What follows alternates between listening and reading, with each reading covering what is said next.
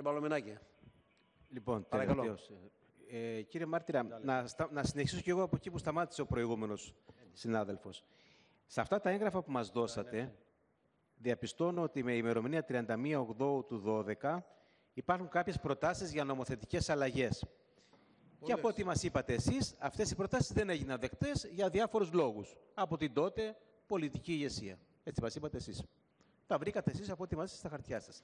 Μία λοιπόν από αυτές τις προτάσεις είναι το θέμα που κουβεντιάζαμε προηγουμένως. Προτείνει η εταιρεία, ο κύριος, η κυρία, δεν ξέρω γιατί δεν φαίνεται ποιος το προτείνει, αλλά είναι φανερό ότι έχει φτάσει ως ιδέα τροποποίηση του ιδρυτικού νόμου του ΚΙΕΝ, που με την οποία να επιτρέπεται η αυτοδίκαιη μεταβίβαση της άδειας ιδρύσεως του νοσοκομείου, επέχοντος θέση της απαιτουμένης διοικητικής πράξης ιδρύσεως κατά τα άρθρα τάδε και τάδε. Αυτό λοιπόν που δεν δέχτηκε το 8ο του 12.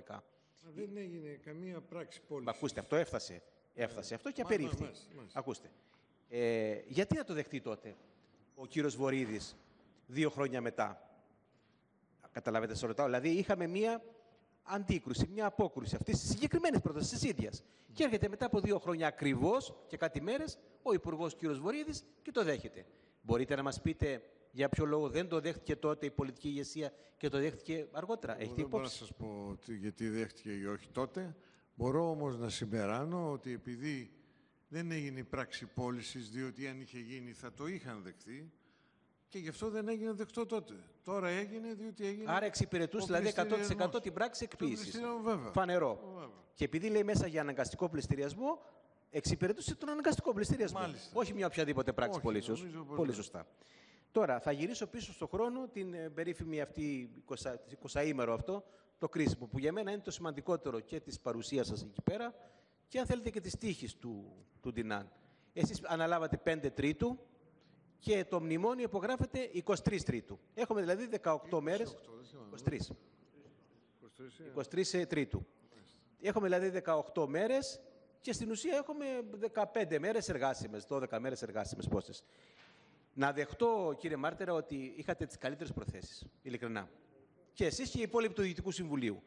Σε αυτές τις 18, στις 15 μέρες, να δεχτώ ότι δεν κοιμηθήκατε καθόλου, ότι από το πρωί μέχρι το βράδυ ασχολιόσαστε και να δεχτώ ακόμα ότι είχατε πιστεί σε 15 μέρες ότι ό,τι και να κάνουμε, η μοναδική λύση είναι ο πληστηριασμός.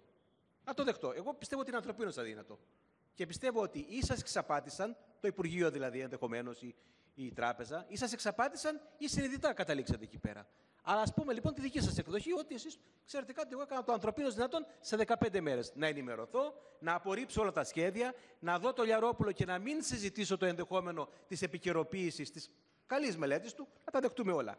Η ερώτηση μου είναι η εξής. Για ποιο λόγο δεν αξιοποιήσατε τη δυνατότητα του ίδιου του μνημονίου, που σας δίνει η τελευταία σελίδα, το έχετε υπόψη ασφαλώς, που λέει μέσα ότι αν υποβάλει το Ίδρυμα αίτηση χρηματοδότησης και αυτή η αίτηση δεν εξεταστεί, μπορείτε να καταγγείλετε τη σύμβαση αυτή, το μνημόνιο.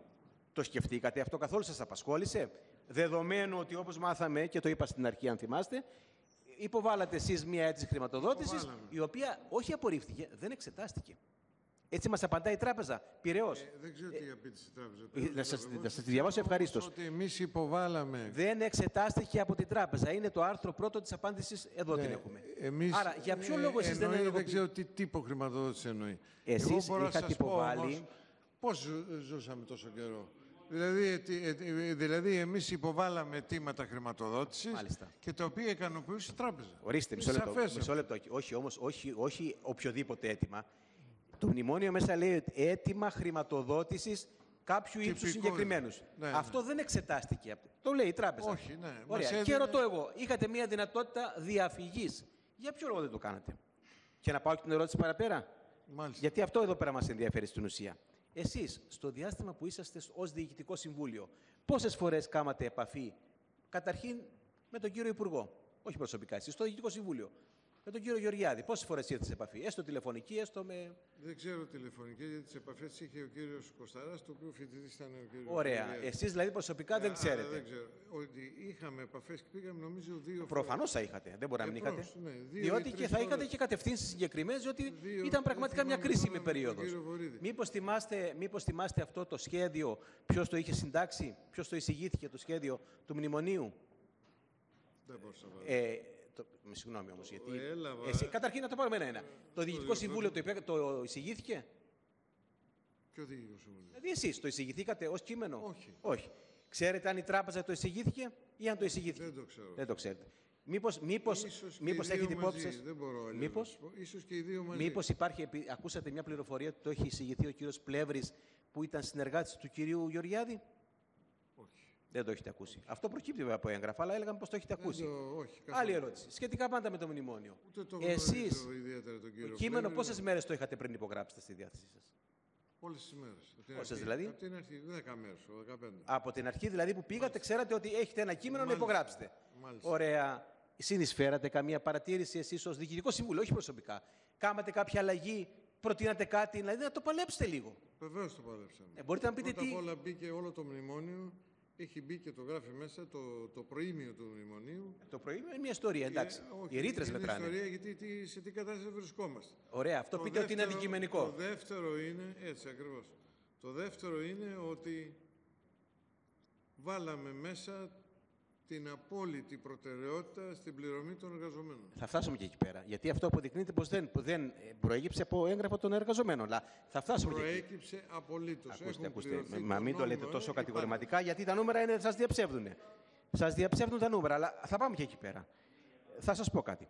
Θα σας ρωτήσω περαιτέρω. Λοιπόν, λέτε εσείς ότι κάνετε μια επεξεργασία και συνεισφέρατε.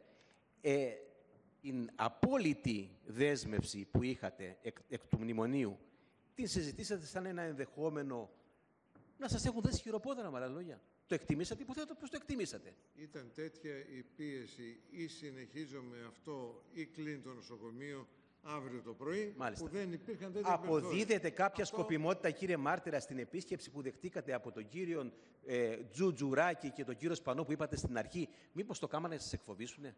Όχι. Ήταν καλοπροαίρετη, θέλετε να πείτε.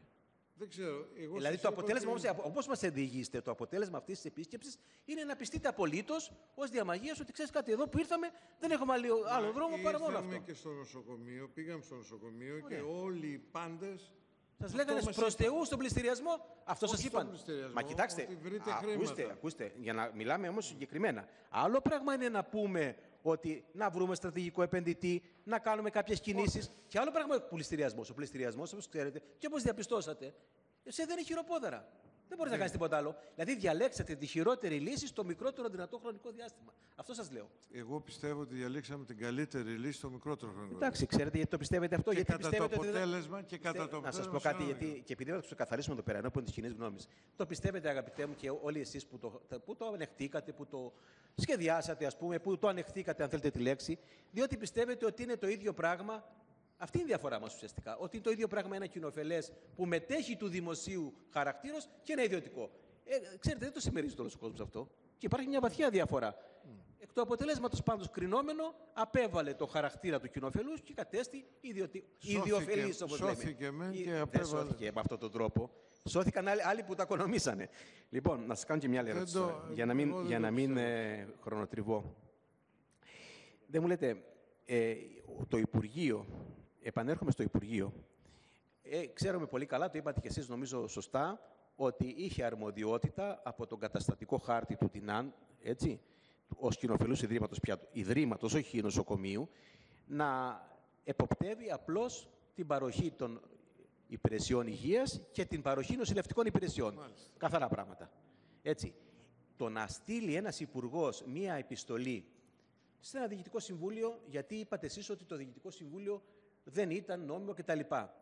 Ο πρόεδρος, πολύ σωστά. Αλλά όμως αυτή η επιστολή απευθυνόταν σε όλο το διοικητικό συμβούλιο και ως αποτέλεσμα την επομένη μέρα, να δείτε τις υπογραφές που τις έχουμε εμείς, παραιτήθηκαν όλοι. Πάρε σύμφωνο, παρετούμε. Άρα λοιπόν, εάν δεν υπήρχε επέμβαση Γεωργιάδη, που λέει, ζητάει ο κύριος Σάλας τις παραιτήσεις σας, δεν θα είχαμε τις παραιτήσεις. Αυτή η κίνηση ήταν εντός των ορίων εποπτείας του Υπουργού Υγείας ή εκτός των ορίων εποπτείας του Υπουργού Αυτό Υγείας? δεν μπορώ να σας απαντήσω εγώ. Κάποιος Με βάση αυτά που λέμε. Κάποιος νομικός θα μπορούσε. Δεν είναι θέμα νομικό, πραγματικό.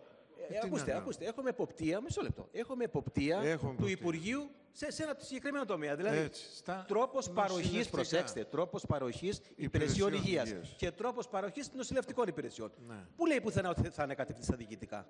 Το λέει πουθενά? Άρα, παρεμβαίνοντας στα διοικητικά, εγώ ως Υπουργός δεν παραβιάζω αυτή την υποχρέωση, αυτό το περιθώριο που μου δίνει ο ιδρυτικός νόμος? Πείτε ναι ή όχι, ειλικρινά. Εγώ σκεφτόμουν πώς ορίστηκαν μέλη και εκείνη δεν είναι παρέμβαση. Ναι, αλλά είπαμε ότι έχει πει στο δικαστήριο. Εκεί πείτε ότι έχει μια αρμοδιότητα. Λείπει η διοίκηση του νομικού προσώπου, παραιτήθηκαν το 2013. Εδώ έχουμε μια ευθεία παρέμβαση. Το δικαιολογείτε εσείς? Μιλάμε τώρα πολύ απλά. Δεν χρειάζεται το νομικός να είστε τίποτα. Πώς, αν δεν είναι νομικά σωστό, δεν μπορεί. Έτσι ακριβώς. Και εγώ σας λέω ότι δεν. Ευχαριστώ πολύ, κύριε. Να συμπληρώσουμε και να εξηγήσουμε εδώ, κύριε Πενιθυματάκη, οι τρεις του Υπουργείου δεν έγιναν απευθείας με νομοθετική παρέμβαση, νομοθετική εξοδότηση της Βουλής, το 2006. Κύριε, γιατί θέλετε το λόγο? Θέλω το λόγο για το εξής. Επειδή και ο Πρόεδρος έκανε χρήση του εγγράφου που κατατέθηκε σήμερα από τον κύριο Πενιθυματάκη. Πιο πολλά. Του εσωτερικού αυτού, εσωτερικού πορίσματος. Όχι, δεν έκανα, κύριε Μετριοκρατά, δεν έκανα. Έκανα αυτών των σημειώσεων που είπε ο κύριος Πανετιμητάκης, ότι βρέθηκαν σκόρπιες ανυπόγραφες, γιατί αυτό το κείμενο που λέτε είναι άλλο κείμενο, το έχω εκεί πέρα. Όχι, κάνατε και μία από τις προτάσεις που ήταν σε σχέση με τη μεταβίβαση της αυτό υπάρχει στη δεύτερη σελίδα. Κύριε Παλωμενάκη, τέλος πάντων, κύριε Γεωργάτα. Την ώρα που έκανα τις ερωτήσεις μου δεν το είχα στη διάθεση. Πέστε το, να τελειώνουμε, γιατί συμπληρώνουμε 7 ώρες συνεδρίες. Δεν το είχα στη διάθεσή μου όμως. Παρακαλώ, κάντε να τελειώνουμε. Λοιπόν, για να γίνει λίγο κατανοητό, κύριε Μάρτης, αυτό συνετάγει το καλοκαίρι του 12. Αυτό που καταθέσατε στην Επιτροπή σήμερα. Οι προτάσεις, οι εναλλακτικές. Από ποιους συντάχθηκε, για να έχουμε μια εικόνα? Είπατε μια εσωτερική. Δώστε λίγο εικόνα. Είπε ότι δεν γνωρίζει ποιο είναι αυτό. Κάποια είναι non-paper. Το είδαμε το non-paper. Κάποια είναι non-paper και κάποιο άλλο είναι από την Ελληνική Τράπεζα Επενδύσεων, που το έχω σημειώσει. Δεν εννοούμαστε αυτό όμως. Αυτό είναι ξεχωριστό έγγραφο. Εδώ αυτό που μας δώσετε. Ναι, σχέδιο, νομοθετική ρύθμιση εκεί. Επιδείξτε το να τελειώνουμε τώρα. Όχι. Δεν είναι το αυτό. Μέσα στην ερώτηση είναι αυτό. Ποιοι το συνέτα, αν μπορεί να ξέρει ποιοι το Δεν προκύπτει. Από τη σελίδα 2 είναι τάμπουλα ράζα. Την πατρότητα δεν την γνωρίζω. Αφήστε να απαντήσετε. Το βρήκατε, σας το δώσαν εκεί, το βρήκατε. Το βρήκα στα αρχεία. Το βρήκατε στα αρχεία. Λοιπόν, η ερώτησή μου λοιπόν με βάση αυτό το οποίο δεν το είχα νωρίτερα είναι μόνο μία. Βλέπω ένα non-paper εκεί, το οποίο καταλήγει και λέει ότι η μόνη άμεση, αυτό είναι Αύγουστο του 12, η μόνη άμεση και βιώσιμη λύση στο πρόβλημα που έχει δημιουργηθεί είναι η παραχώρηση στη Λαϊκή Τράπεζα, που αποτελεί και το βασικό πιστωτή του νοσοκομείου του δικαιώματος να προχωρήσει στην ανέβρεση στρατηγικού επενδυτή στην ελληνική και διεθνή αγορά. Ουσιαστικά δηλαδή καταλήγαν όλοι, καμιά λύση χωρίς την τράπεζα δεν υπήρχε. Μάλιστα. Δεν έχω ερώτηση. Ευχαριστούμε, κύριε Γεωργάτα. Ευχαριστήσουμε τον Μάρτυρα Καταρχήν για την αντοχή του. Ευχαριστούμε και όλους εσάς τους αναπομείναντας. Πρέπει να συμφωνήσουμε όμως τι θα κάνουμε την άλλη Πέμπτη. Αφού είχαμε πει τα διαδικαστικά στην αρχή να είμαστε σύντομοι και την άλλη φορά θα είμαστε πιο σύντομοι, και εγώ, κύριε Γεωργάτα, το υπόσχομαι θα είμαι και πιο αυστηρός στον χρόνο. Καταλαβαίνω ότι. Ναι, όχι, αλήθεια είναι αυτό, αλλά υπάρχει μια δυσκολία τώρα σε αυτό. Ναι, 11 η ώρα. Μπορούμε να αυτοπεριοριστούμε. Ορίστε, ναι, εντάξει. Ο καθένας σας ρωτάει κάτι καινούργιο. 11 το πρωί της. Έχετε δίκιο. Έχετε 11 η ώρα το πρωί της επόμενης Πέμπτης να καλέσουμε τον κύριο Λοβέρδο εδώ πέρα. Πώς? Θα δούμε στη συνέχεια. Κύριε Βέτα,